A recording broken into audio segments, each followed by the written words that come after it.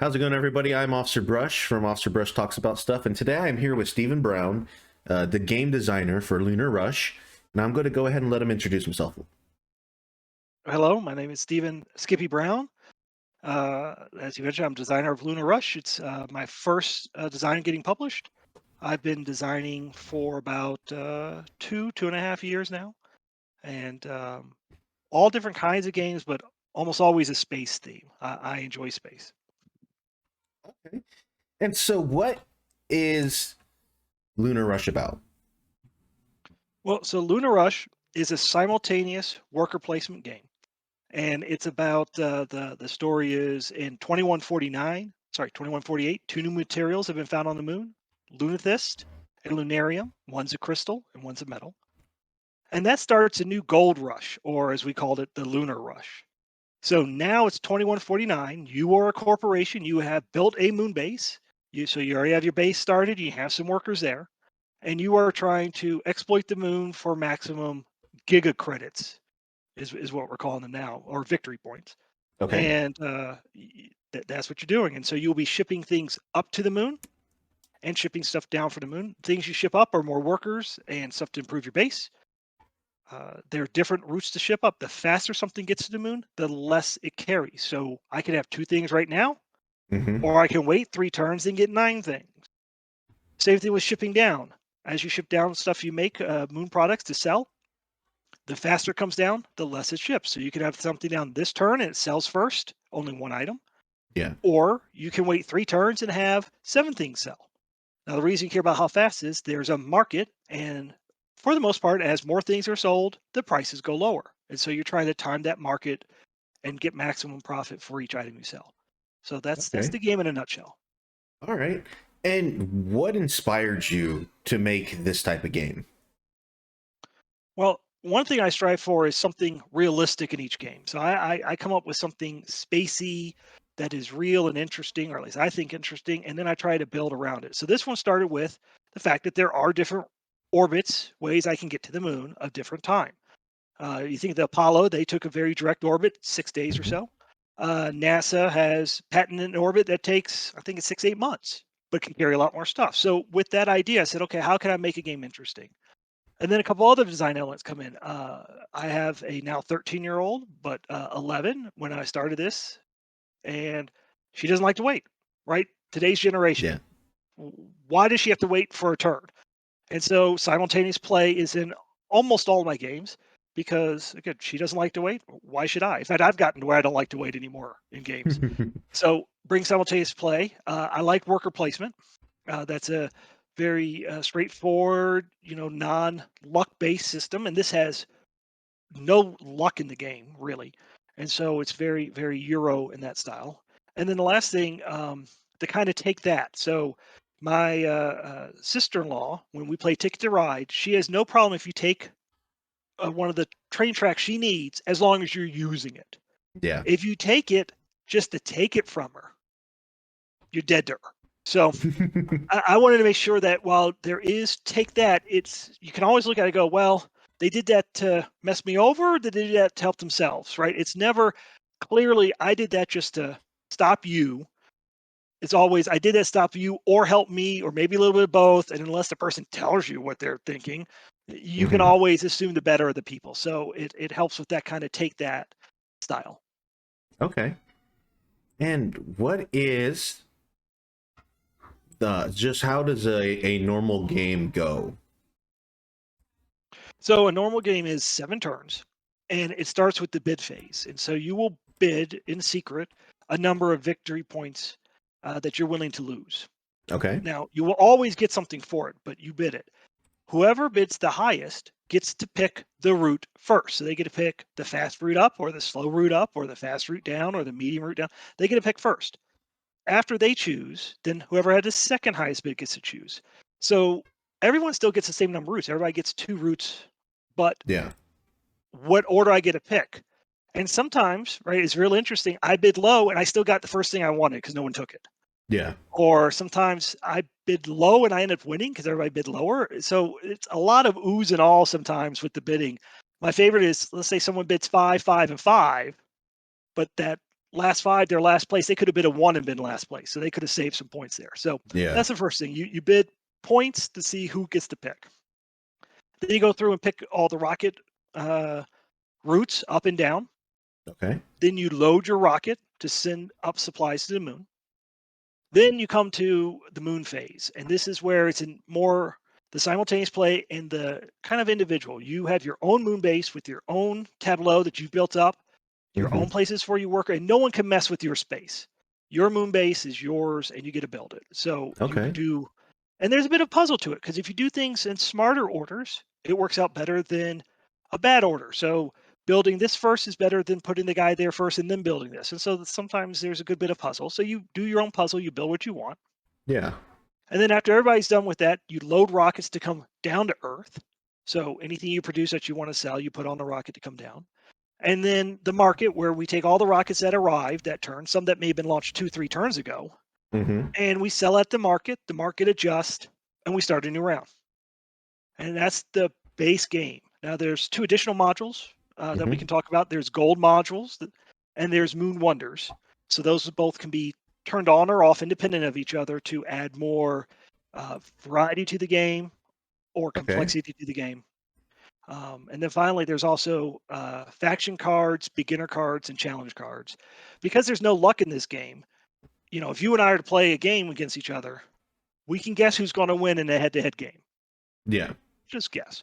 But I could take a challenge card, and that will give me some kind of handicap and make my game different. It will fundamentally change my game. So I'm doing something new and interesting to me, and it gives you a chance. Or let's say you haven't done any Euro games, you don't really understand worker placement. I can give you a beginner card that helps guide you through the first couple turns and gives you a couple extra points because you're going to have problems, and kind of helps make sure that you're not like having analysis paralysis staring at all the options. Yeah. And then finally, there's faction cards. Let's say we're both equal and we just played the same game. And when I play, normally I start a particular way, but the faction cards, I don't want to say force me, but encourage me by setting up different starting parameters. So I may go down a different route. So my beginning of my games are not always the same because it can fall into a rut. Some of these games, like, oh, I always go buy this thing first. Well, the faction cards change it up so that you don't always just repeat the same opening moves. How did your process of developing it come around? Did it, what did you use to develop it? How did it come into existence? So I had the idea, and then I made well, I should say this. This whole thing happened during the pandemic, Hmm. right? My first file for this was in January of 2021. And so the whole process of this was done on TTS. I never made a physical edition. I did not even have a physical copy till it was signed. And the publisher Dead Alive Games had made a copy that they shipped to me. So this all was virtual.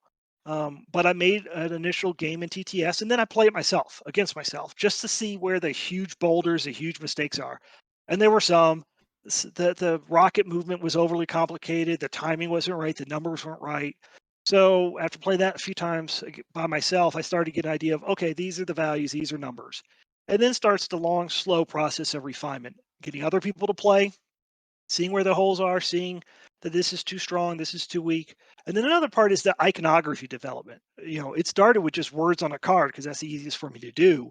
But then it went to, I'm going to make the picture of what you're making on the cards, little cubes, and I'm going to put a spot where you put the worker and that iconography development, which takes time and see how it goes. And that only continues once the publisher had it, and it did continue once they had it to refine it even more. Hmm. Because the best is right when you don't have to look up what the thing means. Sometimes the iconography is just as confusing as if they had put words there. So you developed it over Tabletop Simulator, and then what made you decide to go with a publisher instead of self-publishing? Well, I always knew I didn't want to self-publish. It's a hard job. Hmm. There's a lot of work involved, and all credit to Dead Alive Games having to do all of it, Bernie and Brendan. Also, they've had to work a lot on this game. I've been able to move on and start doing other games. I'm not ADD, but I feel like when it comes to games, I don't want to just be stuck on this one continuously. Now, I'm happy to come back. Right, there's lulls in the middle of the process. Right now, I'm doing a lot of this game. Right, not Yeah. surprising. We're in the middle of our Kickstarter. And that's great. Kind of come back to it. Um, and I know it'll come back around when we have copies, right? We'll be going to cons and selling the physical copies when we have it. But it gives me a chance to go on and move to other games and bounce around. And I have games in all different levels of development. I have ones that are ready to go that I've been pitching and just haven't been picked up. I have ones that are total disasters. I have an engine building game that the engine building is abysmal and I hate it. I don't even want to play it myself.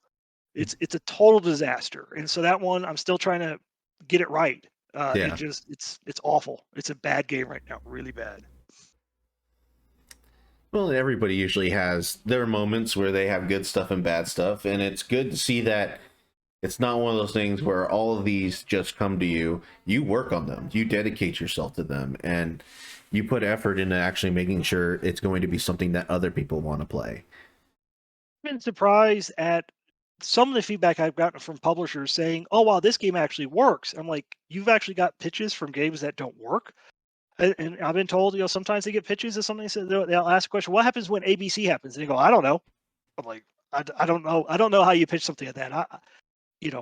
I want something more complete when I'm bringing it forward. So I've played it a lot. I've seen it a lot. We've worked through the problems. Some games come together real quick. Some don't. I would say this one, Lunar Rush, came together fairly well. There were not that many big speed bumps, not that many huge issues that had to get completely overhauled. Um, it kept the main space thing. I've had one or two games where this neat space mechanic has had to fall out because I just couldn't make it work, and then I was trying to Yeah. have a game work as opposed to keep the space. So that happens. But each one's its own journey. Each one's its own path and process, and some of it's timing, some of it's people, some of it's all kinds of things. Right now, I'm not doing a lot on the games because doing so much with this, right? So those games Hmm. are all slower. Yeah. Just how it goes. And how did the community involvement help you shape the game as to how it was? Did you get to be involved in all the community feedback, or what did you do once you got that feedback? So before I licensed it, I controlled everything, right? So it was all mine, and I could take whatever I wanted and ignore whatever I want. As I tell people, the earlier you play the game and the game process, the more input your words have. Now, it doesn't mean you say one thing, I'm immediately going to do it. But if two people say it early in the process, I'm more likely to go ahead and make a move based off of that. And as it moves further along, I need to see the problem happen multiple times or hear the same complaint multiple times. And the further along it gets, the less likely it is to budge. Hmm. Um, Now, once Dead Alive had it, once it was their game, uh, publishers can go. I mean, I've only had one game published, so I only can speak to what I heard. Sometimes you're involved with the publisher, sometimes you're not. Bernie and Brendan made it clear they wanted me very involved with it, and so I was. And they would say, they would play tests, and they come back and say, "Why'd you pick this?" Right. One thing of note: why'd you pick 8 turns? Originally, it was 8 turns. I'm like, Okay. because it seemed like a good number. And they're like, "Okay, so no real reason. We were going to try 7." And they're absolutely right. 7 is so much better. It's such more of a pressure of a rush that you feel because the game's almost over. And Yeah. it was a great move to go to 7. So that was them asking the question, well, why'd you do this? I can't remember what the other thing was. They said, why'd you do this? And I had a reason. And they're like, oh, we didn't. Okay, we can see how if we take this out, it's going to blow up. Yeah. And so sometimes it's that. But it's been great to be part of it, and they share the art as it's coming along. It's great to seeing the process of the art coming through and cycling through and everything else. I got to help vote on what the logo looked like, which was fun. Oh, So they've wow. involved me more than um, publishers certainly have to. Yeah. So that's been great for me as on the first game. If I had 4 or 5 games out there all at the same time, maybe I wouldn't care. But right now, it's really great. Yeah. So you get to see all the different kind of the process that's been going on with that game, and they're crediting you as the designer of the rules and the gameplay, and this is your first published game. But what does this kind of encourage you for in the future? Like, what kind of things are you looking forward to when it comes to not only games like Lunar Rush, but what else are you wanting to expand into? Well, I'm certainly not interested in expanding into publishing. I'm seeing how hard they work. Yeah. Um, just I mean, more games, right? Most games are published by people. Sorry, most games are designed by people who've already designed a game. It is very much of once you're in, y- you're in, and breaking in's hard. And Hmm. so, I'm thrilled they gave me a chance. They took a chance on my game. We've When people play it, they like it. Now, we can't always get people to try it. That's a hard thing. Yeah. There's a lot of noise out there, a lot of great games out there. So to get people to try it is always difficult. But when we can get there, we break through, and most people turn around and really, really enjoy it. So that's been great to see. And I'm hoping to turn that into more games. Like I said, I have games ready to go. I'm still designing more. Hmm. Um, and I kind of go all over space. Some people stay with Euros. I mean, I go the whole gambit. Just usually a space something, and maybe one day I'll Yeah. break out of that. But I like space. I think space is a neat theme. I think space allows some neat mechanics. You could have made Lunar Rush with the rockets coming up and down. You could say, well, there are three train tracks in the canyon and out of the canyon, Yeah. right? One goes right through the tunnel, but can't carry as much because the tunnel's small. I don't know, right? So it could have been a traditional mining game, but that's not as interesting or as um, I'll say more artificial, right? How often are there three train lines into a canyon? I don't know. Probably Yeah. not. But multiple routes to the moon, that's a real thing. So, I like being able to explore different science, space things. And, each game I try to pick on something unique and interesting that I know about space and pull that into a gameplay. And hopefully I'll keep being able to do that and keep coming up with, neat ways to teach tiny, tiny bits of space at a go. And so you're saying that you wanted to kind of input some information about space into this. Um, was the goal of one of the like minor goals of this was to teach people that there's different routes in space and that they all do have drastic differences in the amount of things that they can do? Always want a little something in there, right? A little nugget of education within it.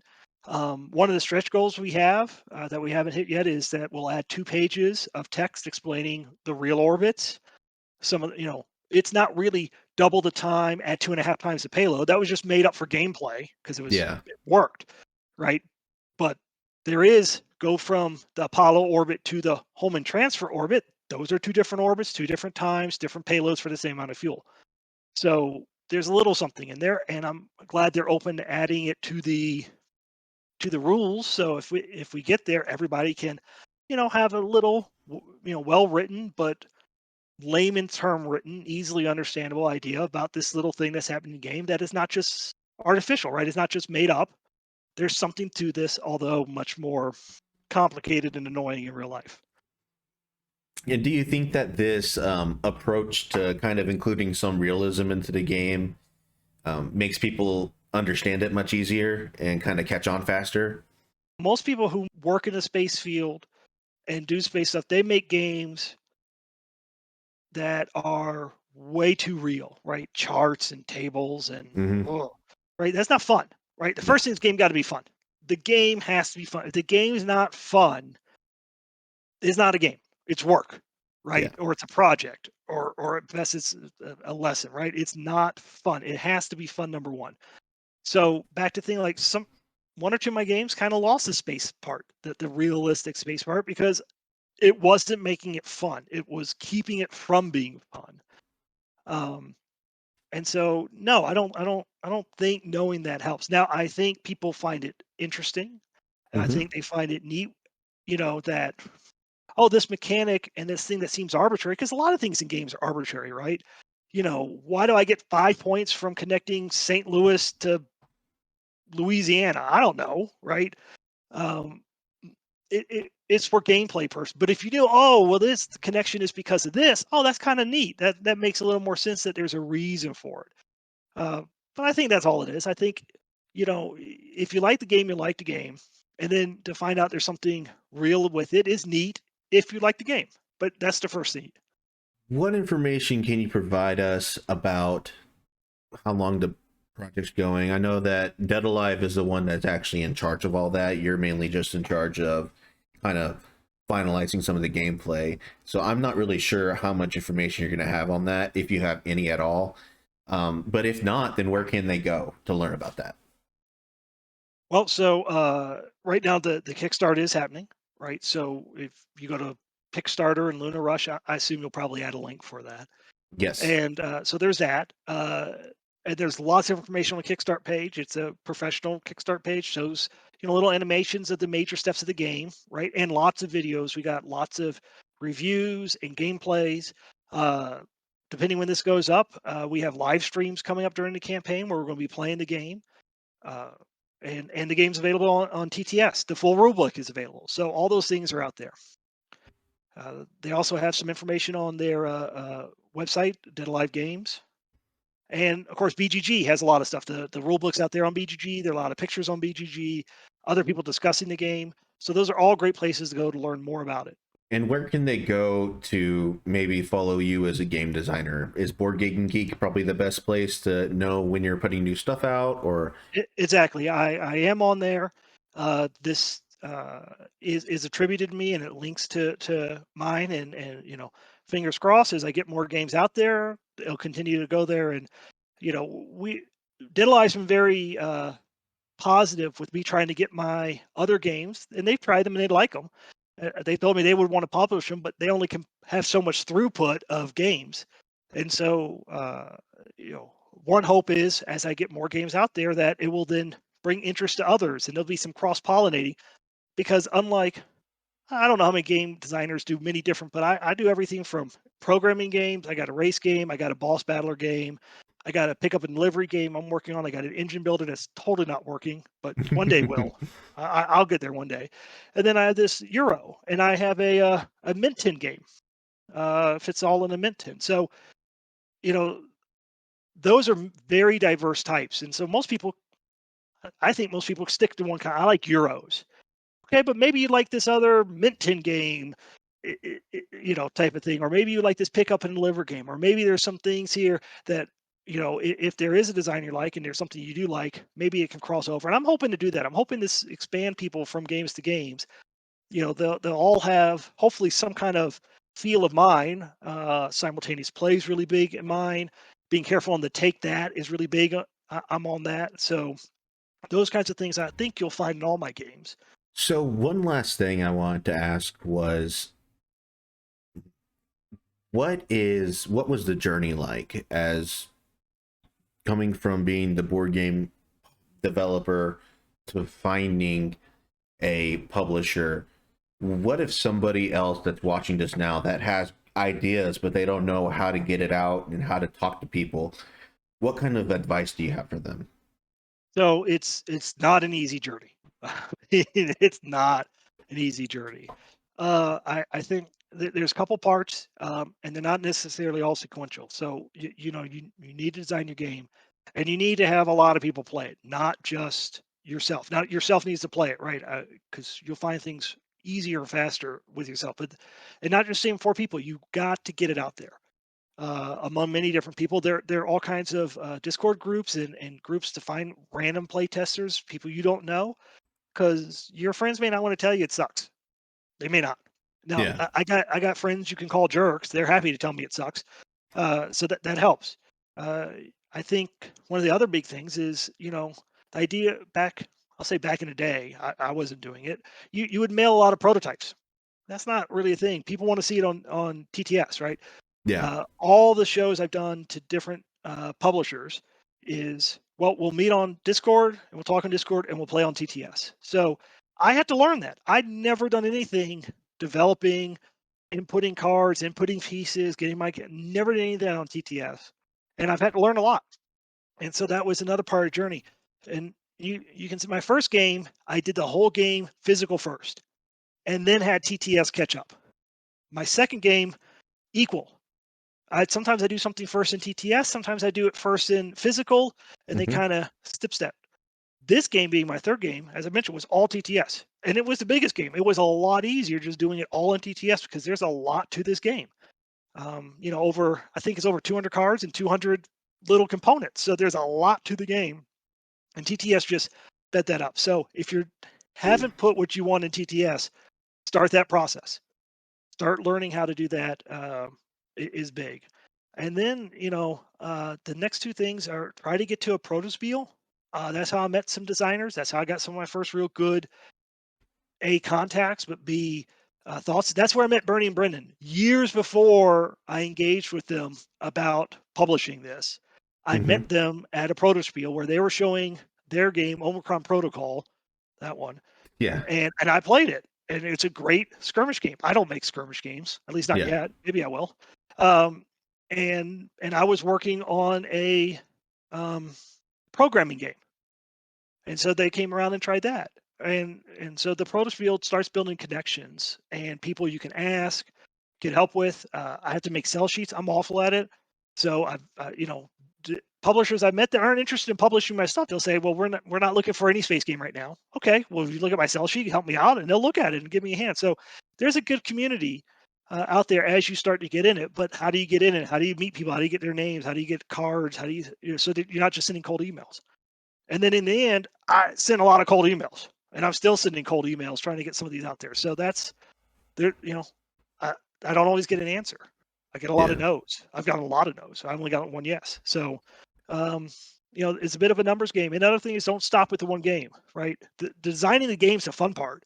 And if it's Mm-hmm. not the fun part, then don't do this. You're not going to get wealthy this, right? So, Yeah. and the cold emails aren't fun. The sell sheets aren't fun. I don't find that fun. I don't like writing the rule books either. It's a necessity. Write the rule Yeah. book. That's another thing. Write a rule book. Now, it doesn't have to be a finalized, perfect little rule book, but sometimes they'll ask for the rule book.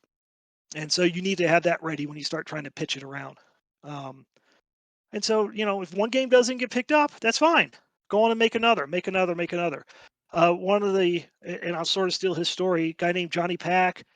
He's on, I don't think you can see it, oh, there we go. He's on this box. He's made a lot of great games. One of his first games was Fistful of Meeples, and no one wanted it when he first started.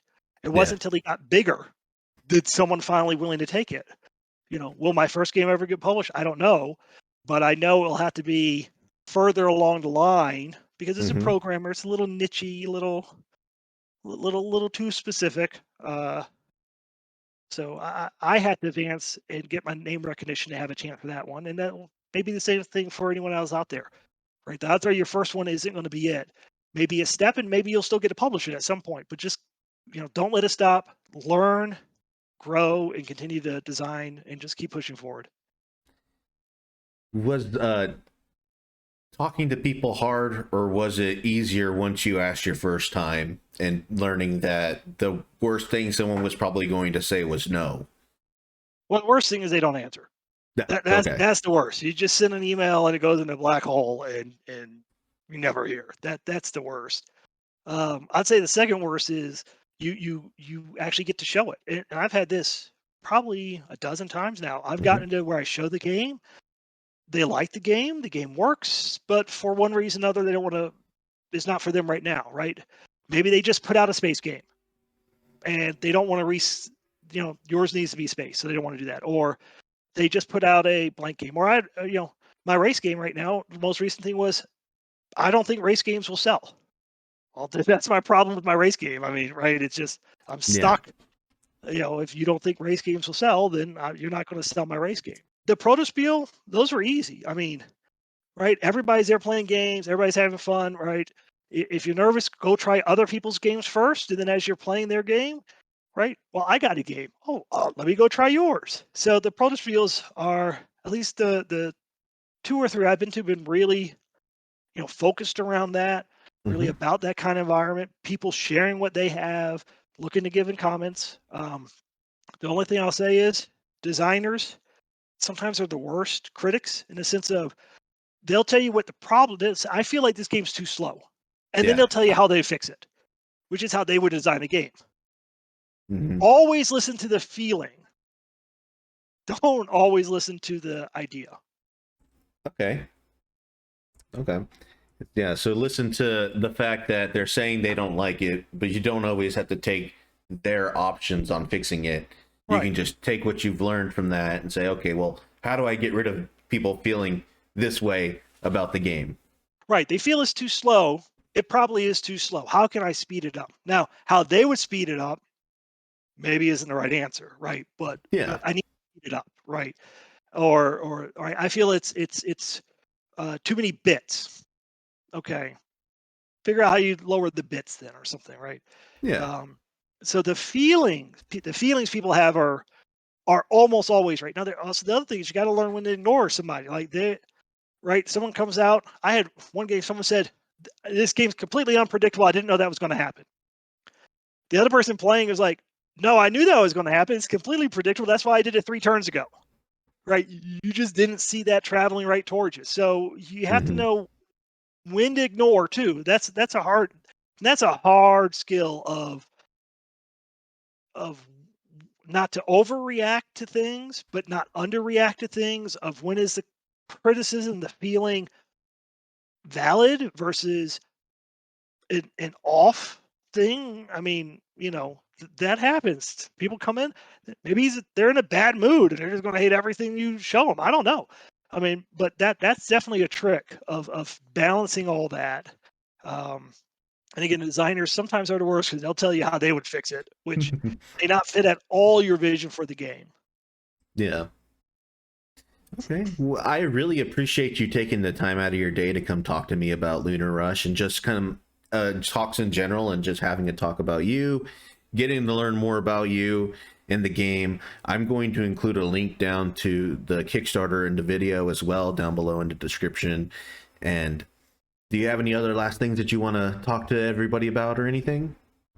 Well, please go check out Lunar Rush. Again, it's if you like Euros, worker placement games, if you like simultaneous play, quick game. I mean, it is a full, complete, uh, complex in a sense of lots of good choices, not very linear game, but it only takes an hour 15 minutes when you know how to play. So that really, to me, is a sweet spot. I don't generally like 4 hour games. I'd rather play 4 1 hour games than 4 hour game. So, if any of that sounds interesting, go check it out. Plenty of reviews, plenty of other stuff. We'd love to have backs. We'd love to get over our funding goal and get this out to people. And I'd love to have my first game in a box I could pick off the shelf. Well, if you guys like this kind of content, make sure you like and subscribe below, and make sure you visit the project and see what it's all about.